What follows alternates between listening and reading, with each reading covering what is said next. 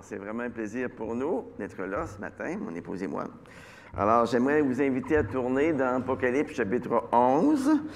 Alors, je ne sais pas si vous l'avez déjà remarqué, mais dans les campagnes de publicité contre les comportements à risque, comme les jeux de hasard, la drogue, la boisson, eh bien, ceux qui s'engagent le plus dans ces campagnes de sensibilisation, ce sont habituellement ceux qui s'en sont sortis. Ou bien ce sont les proches de ceux qui ont vu de près les dangers de ces comportements-là. Eux, ils ont vu les conséquences de ces fléaux-là, avaient eu dans leur propre vie et dans la vie des autres. Et à cause de cela, ils se tiennent à la brèche, en quelque sorte. Ils sonnent la trompette, pour ainsi dire, pour les avertir du danger. Eh bien, au point de vue spirituel, ça, c'est la merveilleuse mission que Dieu a confiée à son Église sur terre depuis près de 2000 ans maintenant. Jésus a dit à ses disciples et à tous ceux qui deviendraient ses disciples par la suite, « Allez, faites de toutes les nations des disciples, baptisez-les au nom du Père, du Fils et du Saint-Esprit, et enseignez-leur à observer tout ce que je vous ai prescrit. » Vous vous rappelez, la dernière fois, nous avions vu qu'Apocalypse 10 s'est terminé par un message adressé à l'apôtre Jean, dans lequel on lui a commandé de manger un petit livre ouvert. On lui a dit que lorsqu'il le mangerait, il serait doux dans sa bouche, mais amer dans ses entrailles. Et enfin, on lui a dit de faire quelque chose avec le petit livre qu'il venait de manger. Il fallait qu'il aille le prêcher à des peuples, à des rois, à des nations. Et là, au début d'Apocalypse 11, nous assistons à une autre chose vraiment étrange. Un roseau semblable à une baguette est remis à l'apôtre Jean afin qu'il mesure le temple de Dieu, afin qu'il mesure l'autel, afin qu'il mesure tous ceux qui adorent là. Mais avant d'aller plus loin, prenons le temps de lire ce texte énigmatique ce matin. Chapitre 11, verset 1. On me donna un roseau semblable à une baguette en disant « Lève-toi et mesure le temple de Dieu, l'autel et ceux qui adorent là. » Mais le parvis extérieur du temple est de côté. Il ne le mesure pas, car il a été donné aux nations, et elles fouleront aux pieds la ville sainte pendant 42 mois. J'accorderai à mes 2 témoins le don de prophétiser, revêtus de sacs pendant 1260 jours. Ce sont là les 2 oliviers et les 2 chandeliers qui se tiennent devant le Seigneur de la terre. Si quelqu'un veut leur nuire, du feu sort de leur bouche et dévore leurs ennemis. Oui, si quelqu'un veut leur nuire, il faut qu'ils soient tués de cette manière. Ils ont le pouvoir de fermer le ciel afin qu'il ne tombe pas de pluie pendant les jours de leur prophétie. Ils ont le pouvoir de changer les eaux en sang et de frapper la terre de toute espèce de plaie chaque fois qu'ils le veulent. Quand ils auront achevé leur témoignage, la bête qui monte de l'abîme leur fera la guerre, les vaincra et les tuera. Et leurs cadavres resteront sur la place de la grande ville, qui est appelée dans un sens spirituel Sodome et Égypte, là même où leur Seigneur a été crucifié. Des hommes d'entre les peuples, les nations, les langues, les tribus verront leurs cadavres pendant 3 jours et demi. Ils ne permettront pas qu'on mette leurs cadavres dans une tombe. Les habitants de la terre se réjouiront à leur sujet et seront dans l'allégresse. Ils s'enverront des présents les uns aux autres, parce que ces 2 prophètes ont tourmenté les habitants de la terre. Après les 3 jours et demi, un esprit de vie venant de Dieu entra en eux. Ils se tinrent sur leurs pieds. Une grande crainte fondit sur ceux qui les voyaient. Ils entendirent du ciel une voix forte leur dire, « Montez ici !» Ils montèrent au ciel dans la nuée, et leurs ennemis les virent. À cette heure-là, il y eut un grand tremblement de terre, et la 10e partie de la ville s'écroula. 7000 hommes furent tués dans ce tremblement de terre, les autres furent effrayés et donnèrent gloire au Dieu du ciel. Le second malheur a passé. Voici que le 3e vient bientôt. Le 7e ange sonna de la trompette, et des voix fortes retentirent dans le ciel en disant, « Le royaume du monde est passé à notre Seigneur et à son Christ. Il régnera au siècle des siècles. » Les 24 anciens qui étaient assis devant Dieu sur leur trône tombèrent la face contre terre et adorèrent Dieu, en disant, « Nous te rendons grâce, Seigneur Dieu Tout-Puissant, qui était, d'avoir saisi ta grande puissance et d'avoir établi ton règne. Les nations s'étaient irritées, ta colère est venue, ainsi que le temps de juger les morts, de récompenser tes serviteurs, les prophètes, les saints et ceux qui craignent ton nom, les petits et les grands, et de détruire ceux qui détruisent la terre. Le temple de Dieu, dans le ciel, fut ouvert, et l'arche de son alliance apparut dans son temple. Il y eut des éclairs, des voix, des tonnerres, un tremblement de terre et une forte grêle. Avant de commencer à prêcher sur ce texte ce matin, j'aimerais faire une petite mise au point. Le chapitre 11 est sans aucun doute l'un des passages les plus difficiles à interpréter de tout le livre de l'Apocalypse. J'ai jamais prêché un message aussi difficile de ma vie. C'est d'ailleurs la première fois que je prêche sur Apocalypse 11. Certains voient les événements décrits comme reflétant les réalités passées et actuelles qui mènent au retour de Christ. Alors que beaucoup d'autres voient ces événements avant tout comme futurs. Pendant plusieurs années, j'ai oscillé entre différentes interprétations qui sont données à ce texte difficile par différents théologiens très éminents. C'est donc avec crainte et tremblement que j'aborde ce texte devant vous ce matin, en étant parfaitement conscient que je n'ai surtout pas le monopole de la vérité. Apocalypse 11 est un chapitre qui a suscité beaucoup de controverses tout au long de l'histoire de l'Église. Et je n'aimerais surtout pas en créer une de plus ici ce matin. Vous savez, lorsqu'on cherche une interprétation fiable pour expliquer les passages difficiles de l'Apocalypse, nous devons nous placer dans la peau des premiers lecteurs qui l'ont reçu. Dans les lettres adressées aux 7 églises que nous avons étudiées dans les chapitres 2 et 3, nous avons vu que les chrétiens de ces églises-là étaient persécutés. Ils étaient opprimés. Ils étaient constamment soumis à la corruption morale de leur environnement. Et par conséquent, ils avaient besoin de savoir que Dieu était là, à leur côté, et qu'il était en parfait contrôle de la situation. Pour nous aujourd'hui, le texte d'Apocalypse chapitre 11 nous apparaît bien difficile, très difficile à comprendre. Mais pour les lecteurs du premier siècle, ce texte ne l'était sûrement pas. Il a été pour eux une grande source d'encouragement. Imaginez un instant, une mission leur est confiée. Et Dieu leur assure que leur mission va être menée à bon terme et que ce sera la gloire à la fin. Eh bien, j'aimerais que nous aussi, nous sortions d'ici ce matin encouragés par ce texte.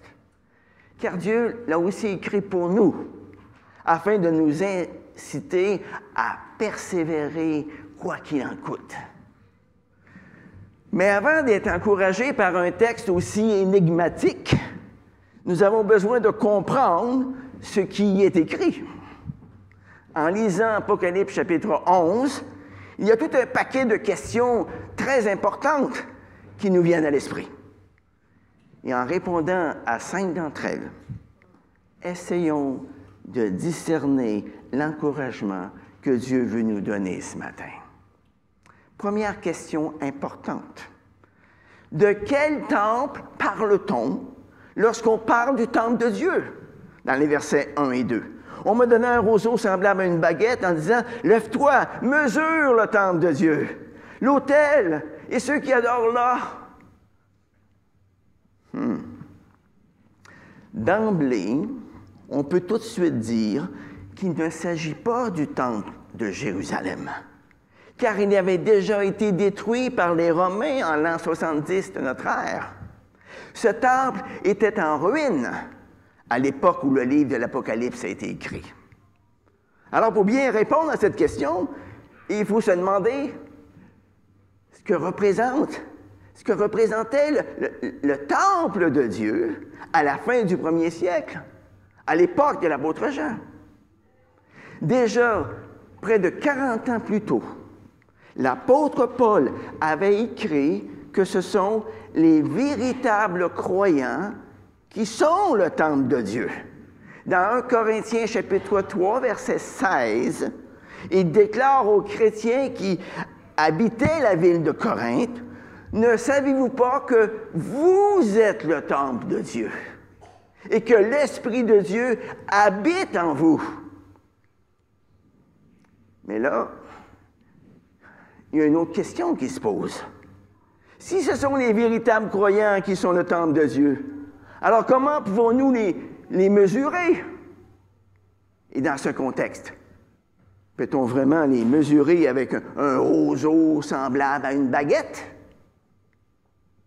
Mais alors, que peut bien représenter cet outil que Dieu donne à Jean pour mesurer le temple de Dieu, pour mesurer l'autel, pour mesurer tous ceux qui adorent là? Vous savez, c'est toujours la parole de Dieu qui est la mesure étalon de notre foi, de notre amour et de notre espérance. C'est par le moyen de la parole de Dieu qu'une personne peut être amenée à reconnaître l'amour infini que Dieu a eu envers elle. Et ensuite, à mettre sa foi en ce que Jésus-Christ a fait pour elle à la croix. Tous les vrais enfants de Dieu, c'est-à-dire tous ceux qui l'adorent, en esprit et en vérité, sont mesurés en quelque sorte par leur foi en la parole de Dieu. En revanche, ce qu'on remarque au verset 2, c'est que la protection divine ne s'étend pas à ceux qui se trouvent dans le parvis extérieur du temple de Dieu. Regardez le verset 2. « Mais le parvis extérieur du temple, laisse-le de côté, ne le mesure pas, car il était donné aux nations, et elles fouleront aux pieds la ville sainte pendant 42 mois. » Mais qui sont-ils, ceux-là? Eh bien, ce sont ceux qui gravitent autour de l'Église, mais qui ne sont pas de vrais croyants, bien que selon les apparences, ils appartiennent à l'Église. Vous savez, aujourd'hui, tous ceux qui se disent chrétiens ne sont pas nécessairement de Christ. Et à ceux-là, lors de son retour, Jésus devra leur dire, « Retirez-vous de moi, je ne vous ai jamais connu. » Dans la vision de l'apôtre Jean, on voit au verset 2 que le parvis extérieur du temple est donné aux nations. Mais qu'est-ce que ça implique? Ça implique que les nations du monde vont envahir cette fausse Église. Et déjà à l'époque de l'apôtre Jean, il y avait de faux prophètes qui pervertissaient l'évangile de Jésus-Christ et qui s'étaient introduits dans l'Église. On n'a qu'à voir 1 Jean, chapitre 2, verset 26. Aujourd'hui, on n'a qu'à penser à tous ces gens qui ont cru aux différentes sectes, qui se sont introduites au sein de la chrétienté à travers les siècles. Et on n'a qu'à penser aussi à tous les chrétiens de nom qui se sont introduits dans l'Église. Tous ces chrétiens de nom ont affirmé croire au Seigneur Jésus. Mais en bout de ligne, ils ont couru après de faux dieux et après de faux seigneurs. Tous ces gens-là représentent le parvis extérieur de la foi non biblique. Et par conséquent, eux, ils ne sont pas comptés. Ils sont tout simplement laissés de côté jusqu'au jour du jugement. Ils sont en quelque sorte comme l'ivraie qui pousse avec le blé dans le même champ.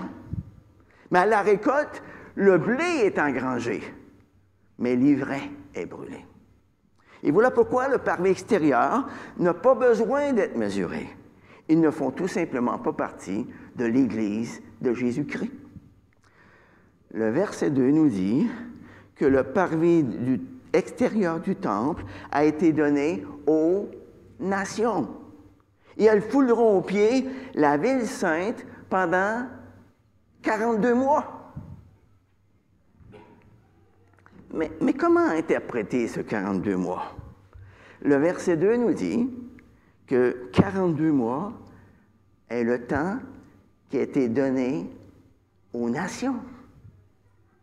C'est la période durant laquelle les nations, c'est-à-dire les incroyants, semblent dominer le monde, mais où le peuple de Dieu maintient son témoignage dans ce monde malgré toutes les épreuves qui l'assaillent. C'est un temps qui a commencé depuis que Jésus-Christ a chargé ses apôtres d'aller annoncer l'Évangile à toutes les nations.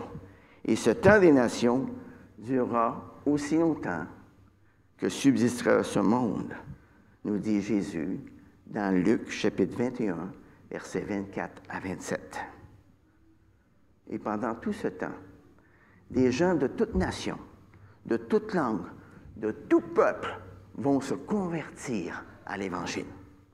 Mais pendant tout ce temps aussi, le monde païen, hostile à Dieu, va persécuter l'Église chrétienne jusqu'à vouloir son extermination.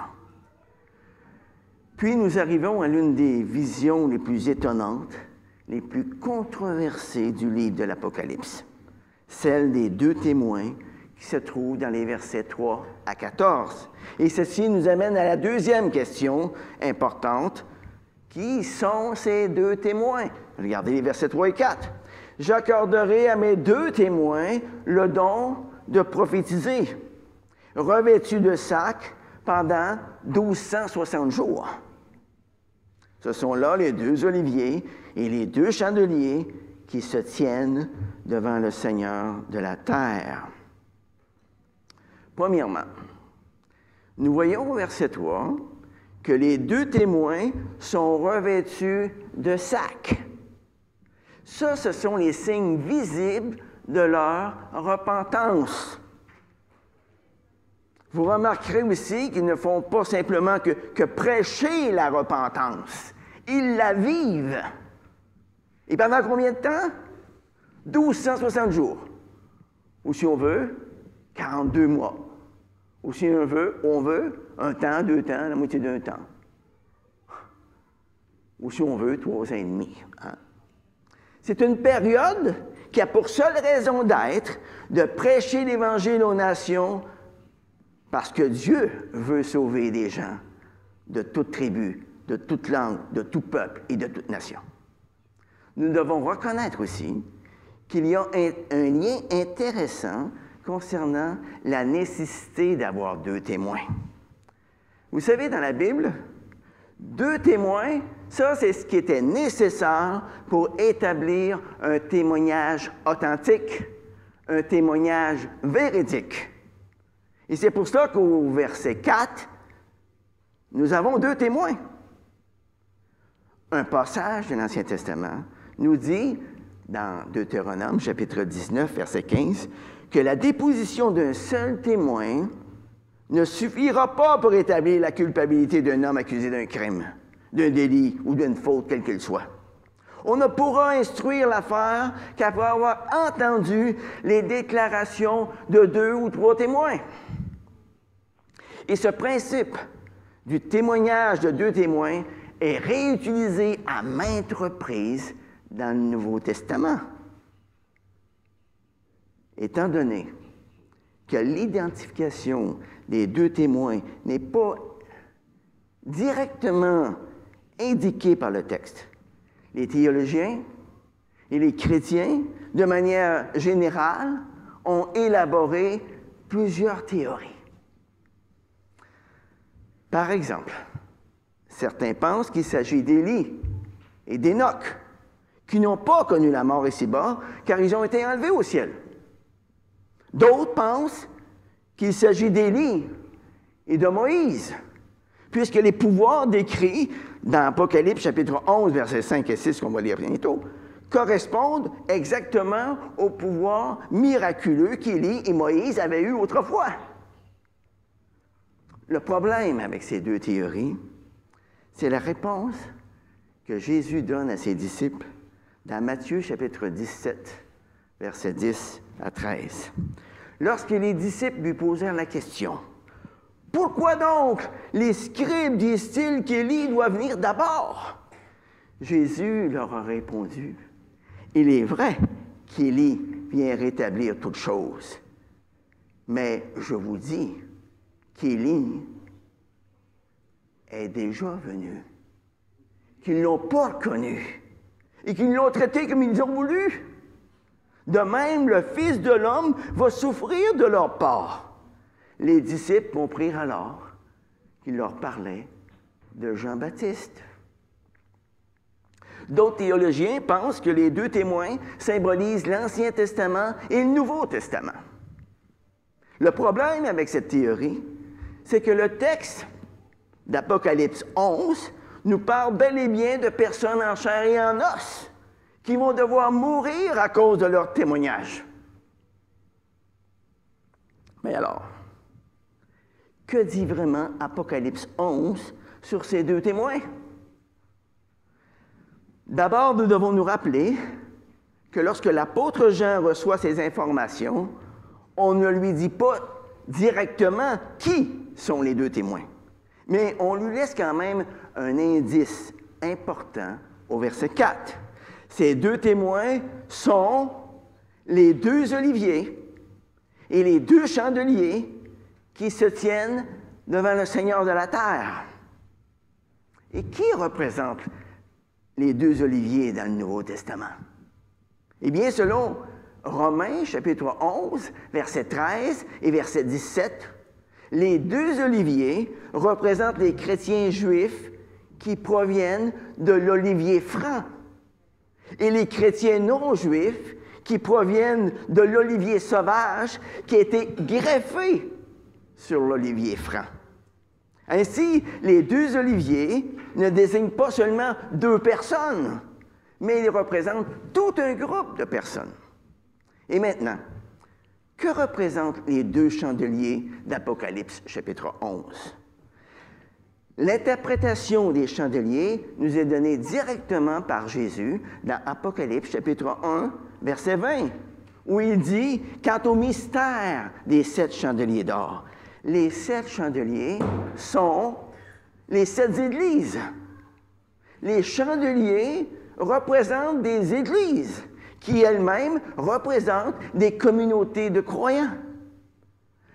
À la lumière de ce qui vient d'être dit, il est raisonnable de conclure que les 2 témoins, ce sont tous les croyants qui ont mis leur confiance en Jésus-Christ pour leur salut. Et lorsque nous réalisons que nous sommes des chandeliers, nous comprenons beaucoup mieux pourquoi Jésus a fait ce genre de déclaration dans Matthieu chapitre 5, versets 14 à 16. C'est vous qui êtes la lumière du monde. On n'allume pas une lampe pour la mettre sous le boisseau, mais on la met sur le chandelier. Et elle brille pour tous ceux qui sont dans la maison. Que votre lumière brille ainsi devant les hommes, afin qu'ils voient vos bonnes œuvres et glorifient votre Père qui est dans les cieux. Et ceci nous amène à la 3e question importante. Quelle est la mission de ces deux témoins? Regardez les versets 5 et 6.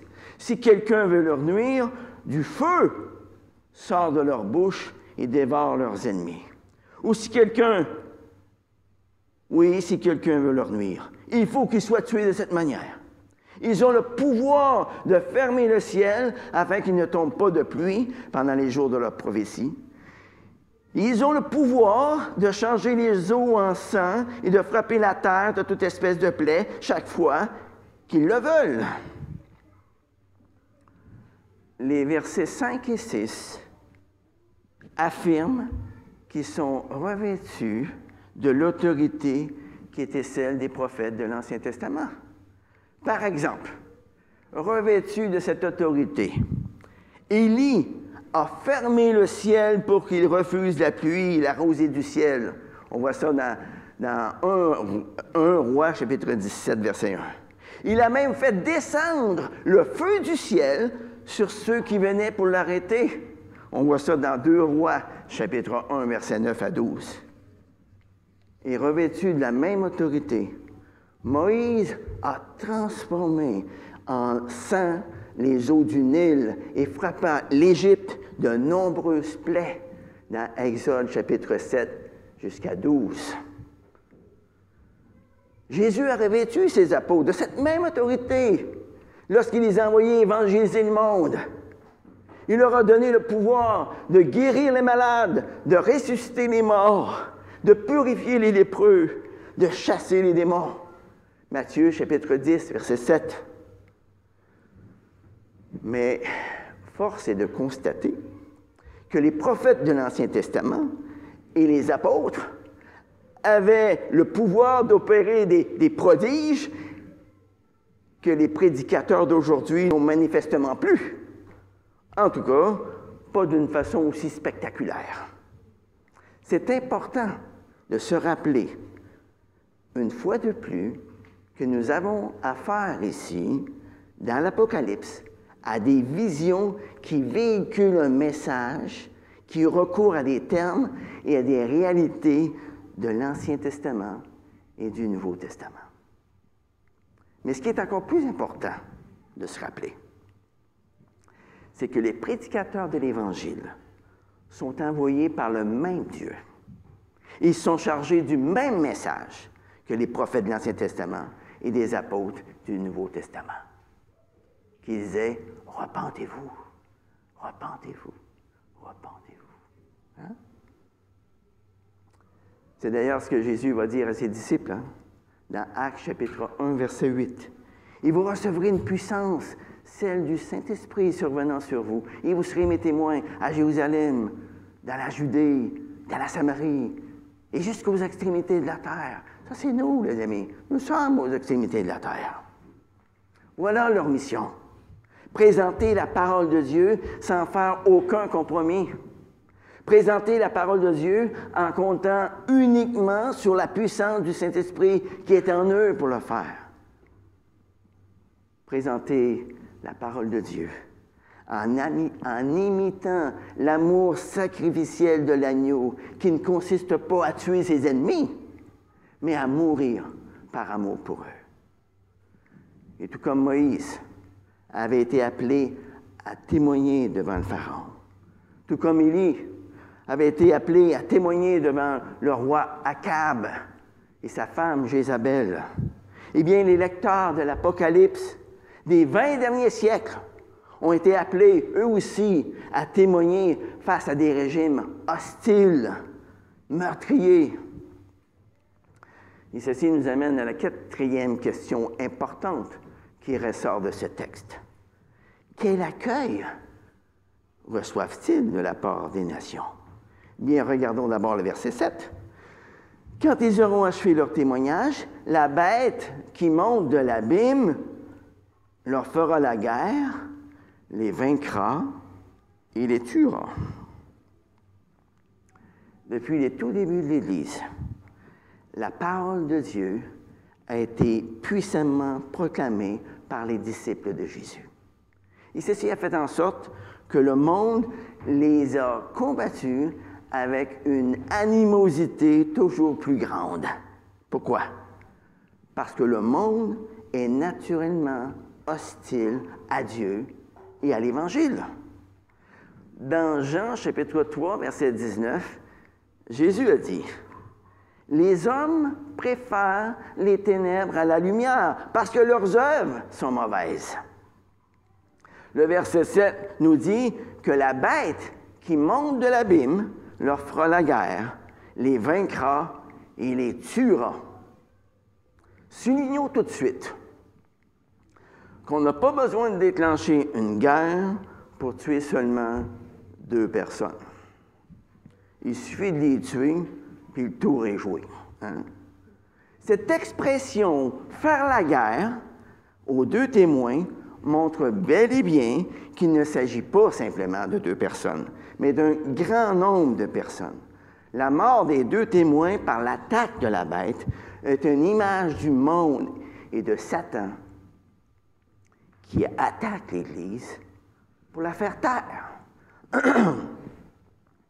Et tout cela dure depuis les tout débuts de l'Église. Maintenant, regardez les versets 8 et 9. « Et leurs cadavres resteront sur la place de la grande ville, qui est appelée dans un sens spirituel Sodome et Égypte, là même où leur Seigneur a été crucifié. Des hommes d'entre les peuples, les tribus, les langues, les nations verront leurs cadavres pendant 3 jours et demi. Ils ne permettront pas qu'on mette leurs cadavres dans une tombe. »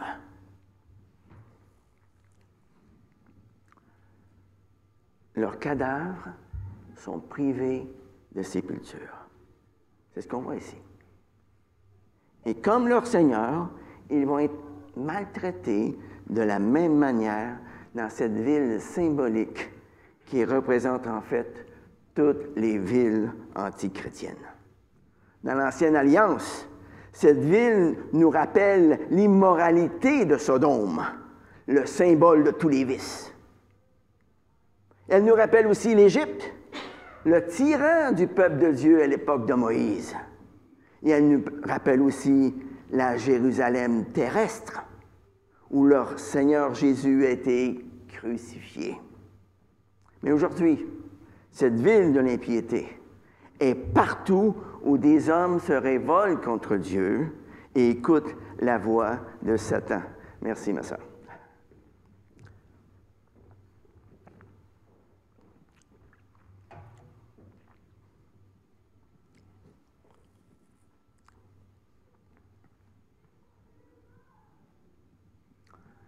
C'est tout lieu où l'on s'adonne à l'incrédulité, à l'impiété, au vice. Au verset 9, la mention des peuples, des tribus, des langues, des nations montre à elle seule que les 2 témoins de notre vision ne sont pas simplement que 2 individus précis qui sont chargés par Dieu d'aller annoncer l'Évangile aux hommes du monde entier.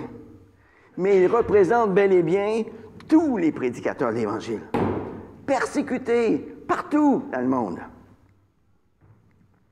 Ça, c'est exactement ce que la parole de Dieu va nous dire dans 2 Timothée, chapitre 3, verset 12. Tous ceux qui veulent vivre pieusement Jésus-Christ seront persécutés. En fait, ce que Jean affirme aux églises ici, c'est que plusieurs témoins de Jésus-Christ vont devoir passer par le martyre. Maintenant, regardez le verset 10. « Les habitants de la terre se réjouiront à leur sujet et seront dans l'allégresse. Ils s'enverront des présents les uns aux autres parce que ces 2 prophètes ont tourmenté les habitants de la terre. » Qu'est-ce que le monde fait ici? Lorsque le monde païen se rend compte que ceux qui tourmentaient leur conscience ne sont plus, eh bien, leur joie éclate. Wow! Ils sortent des cadeaux les uns aux autres, mais leur joie est de bien courte durée. 3 jours et demi. Regardez le début du verset 11. Après les 3 jours et demi, un esprit de vie venant de Dieu entre en eux, et ils se tinrent sur leurs pieds. Cette résurrection des 2 témoins est une façon imagée de dire que le silence de l'Évangile ne sera toujours que de courte durée, que le Seigneur suscitera constamment de nouveaux témoins fidèles jusqu'à ce qu'il revienne. Et c'est ça à quoi Jésus lui-même s'est engagé lorsqu'il a envoyé ses disciples partout dans le monde. Il les a assurés qu'il serait avec eux tous les jours jusqu'à la fin du monde. Il a déclaré qu'il ne reviendrait pas avant que l'Évangile n'ait été prêché à toutes les nations dans le monde entier. On voit ça dans Matthieu, chapitre 24, verset 14. Tout au cours de son histoire, on a souvent vu l'Église opprimée à un point tel que sa survie semblait vraiment problématique. Mais à chaque fois, l'Église a survécu. Et le temps de persécution a été suivi d'un temps de résurrection qui a étonné ses persécuteurs à tel point que plusieurs d'entre eux se sont convertis à Christ. Tertullien, l'un des pères de l'Église, qui a vécu de l'an 160 à l'an 220 après Jésus-Christ, a écrit ce qui suit. Le sang des martyrs est une semence de chrétiens. Intéressant. C'est encore le cas à notre époque dans certains pays du monde où la persécution sévit.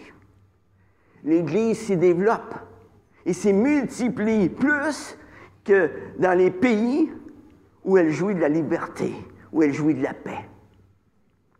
Quand même étonnant. Regardez maintenant la fin du verset 11. Une grande crainte fondit sur ceux qui les voyaient.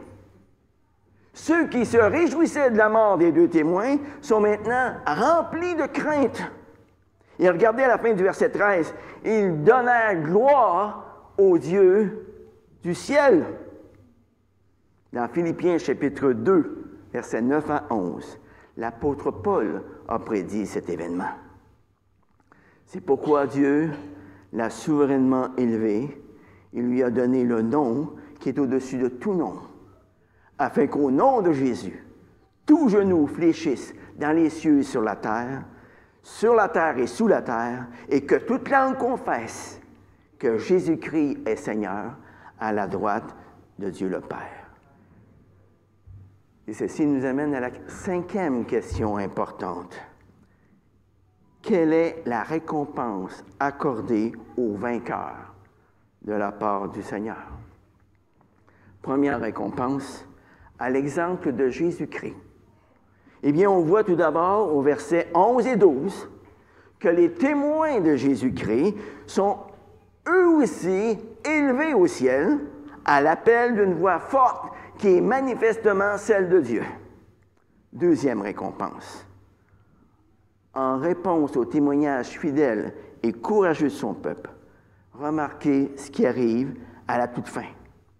C'est l'annonce du règne de l'agneau au verset 15, qui se fera entendre au son de la 7e trompette. Et que se passerait-il au son de la 7e trompette? Eh bien, l'apôtre Paul nous en parle dans 1 Corinthiens, chapitre 15. Qu'est-ce qui arrive au son de la 7e trompette? Chapitre 15, verset 51 de 1 Corinthiens. « Voici, je vous dis un mystère. Nous ne mourrons pas tous, mais tous, nous serons changés. En un instant, en un clin d'œil, à la dernière trompette. Car elle sonnera et les morts ressusciteront incorruptibles. Et nous serons changés. Il faut en effet que ce corps corruptible revête l'incorruptibilité, que ce corps mortel revête l'immortalité. Lorsque ce corps corruptible aura revêtu l'incorruptibilité et que ce corps mortel aura revêtu l'immortalité, alors s'accomplira la parole qui est écrite.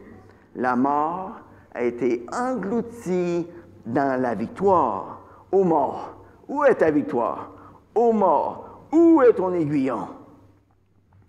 Oui, un jour, d'après Apocalypse chapitre 11, verset 15, au son de cette 7e et dernière trompette, des voix retentiront dans le ciel en disant « Le royaume du monde est passé à notre Seigneur et à son Christ.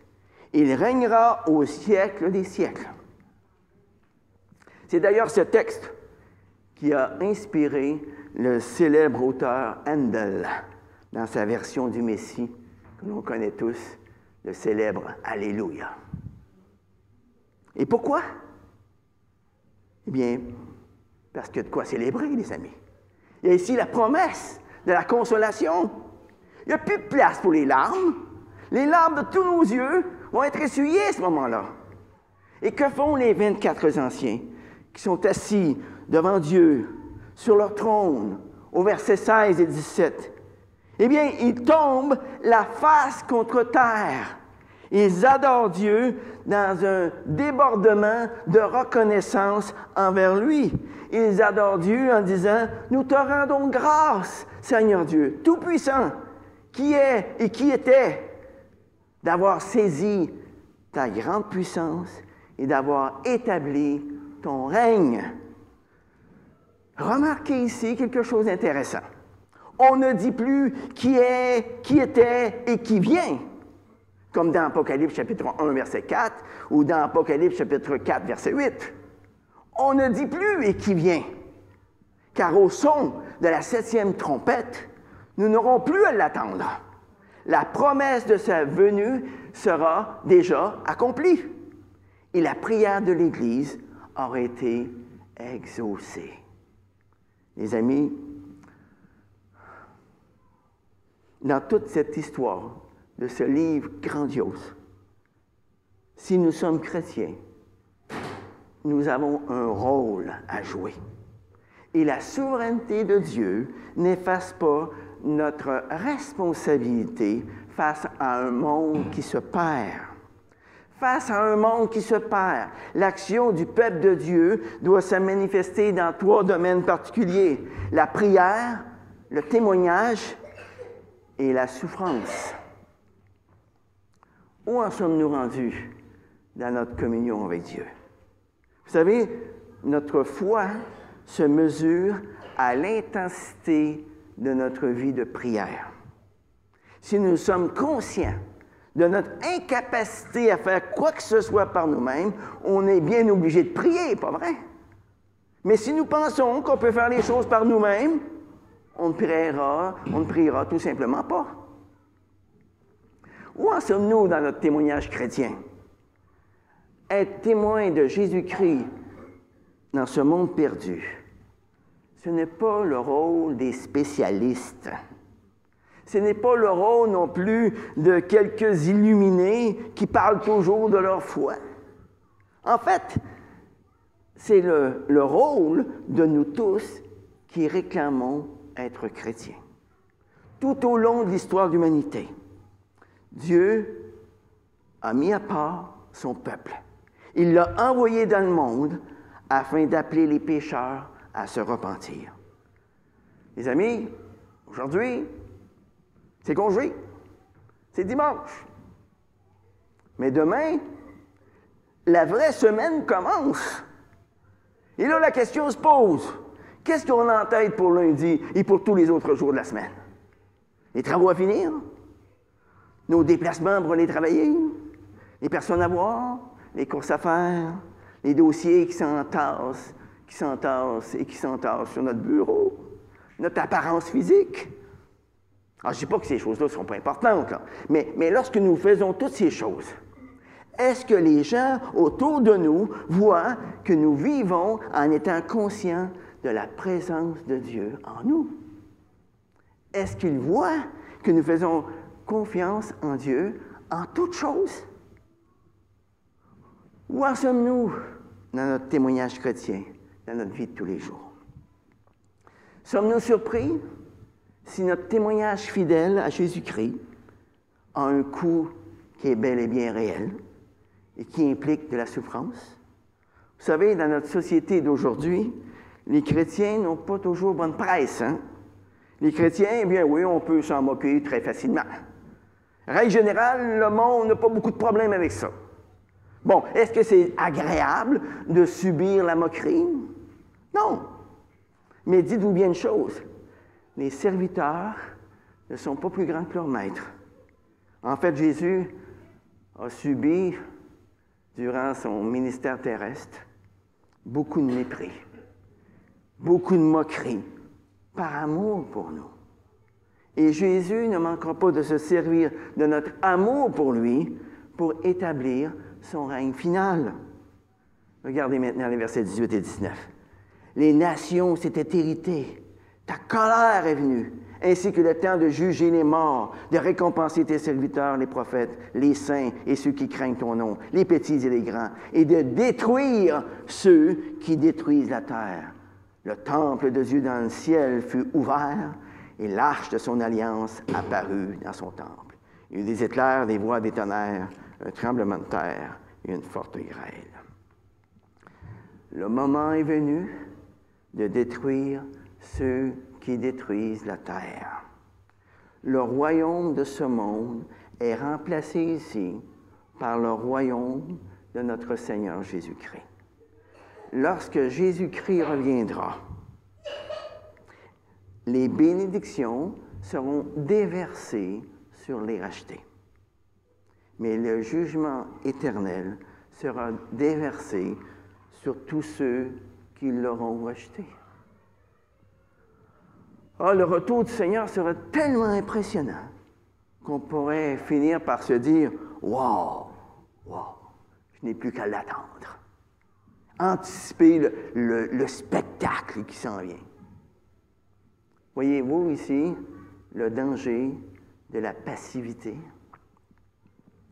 Pendant ce temps de la fin dans lequel nous nous retrouvons aujourd'hui, le peuple de Dieu se doit d'être un acteur actif et important.